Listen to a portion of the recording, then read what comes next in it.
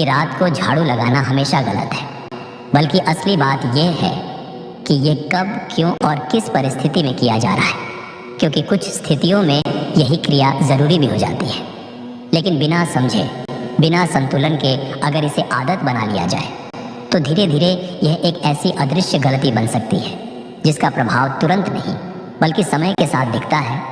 और सबसे खतरनाक बात यही है कि जब तक इंसान समझ पाता है तब तक वह इसे केवल संयोग मानकर नज़रअंदाज कर चुका होता है। इसलिए इस विषय को केवल परंपरा या अंधविश्वास कहकर टाल देना आसान है, लेकिन अगर इसे गहराई से समझा जाए तो यह हमारे जीवन के उस सूक्ष्म विज्ञान से जुड़ा हुआ है जो हमारे यद यही कारण है कि हमारे पूर्वजों ने इसे भी अपनी समृद्धि के रास्ते को खुद कमज़ोर न कर दे। क्योंकि कभी कभी जीवन में सबसे बड़े बदलाव हमारी सबसे छोटी आदतों से ही शुरू होते हैं।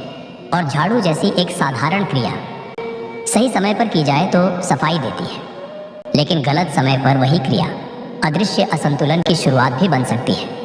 और यही वह बिंदु है जहाँ से इस रहस्य की असली परतें खुलनी शुरू होती हैं। लेकिन जैसे ही आप इस बात को समझने लगते हैं कि रात के समय झाड़ू केवल सफाई नहीं बल्कि ऊर्जा को भी प्रभावित करती है, उसी क्षण एक और गहरा सवाल सामने आता है। अगर सच में ऐसा है तो फिर हर घर में ये प्रभाव एक जैसा क्यों नहीं दिखता? क्यों कुछ लोग सालों तक इस नियम को नज़रअंदाज करते हैं और फिर भी उनके जीवन में कोई बड़ा बदलाव दिखाई नहीं देता, जबकि कुछ घरों में छोटी सी असंतुलन भी धीरे धीरे बड़ी समस्याओं का कारण बन जाती है? यही वह जगह है जहाँ यह विषय और भी रहस्यमय हो जाता है, क्योंकि यहाँ बात केवल झाड़ू की नहीं रह जाती बल्कि उस घर की अवस्था, उस घर के लोगों की सोच और उस स्थान की ऊर्जा की प्रकृति पर निर्भर करने लगती है। प्राचीन मान्यताओं के अनुसार हर घर की एक अलग ऊर्जा होती है जिसे गृह ऊर्जा कहा जाता है। यह ऊर्जा वहाँ रहने वाले लोगों के विचारों, आदतों और कर्मों से बनती है। अगर घर में शांति है, संतुलन है और सकारात्मकता बनी रहती है तो वहाँ एक मजबूत ऊर्जा क्षेत्र तैयार होता है जो बाहरी नकारात्मक प्रभावों से सुरक्षा करता है।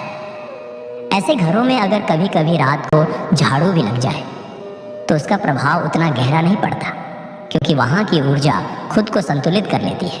लेकिन जहाँ पहले से ही अस्थिर क्रिया भी उस कमज़ोर संतुलन को पूरी तरह तोड़ सकती है। यही कारण है कि हमारे बुजुर्ग केवल नियम नहीं बताते थे बल्कि जीवन शैली भी सिखाते थे।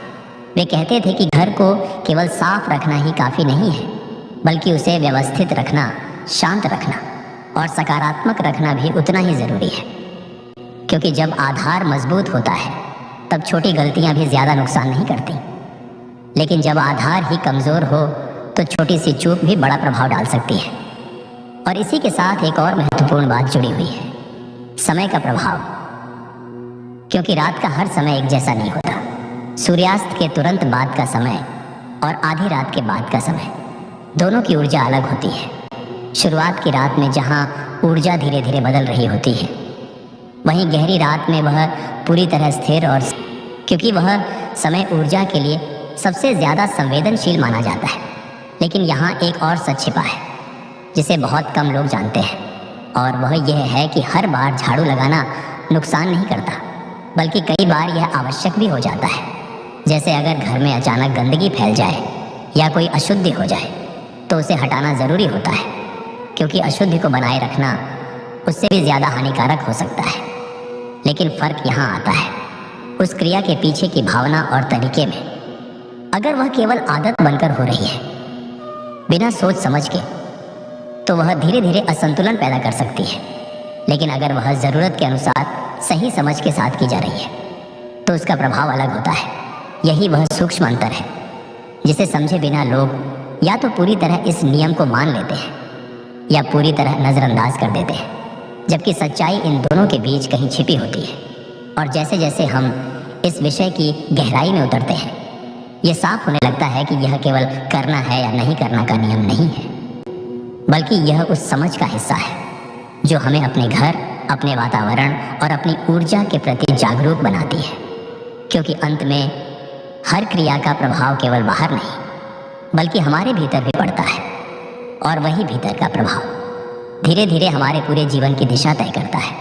और शायद यही कारण है कि कि हमारे पूर्वजों ने हर छोटी आदत के पीछे एक बड़ा संकेत छुपा दिया, ताकि हम केवल नियम न माने बल्कि उसके पीछे के ज्ञान को भी समझें।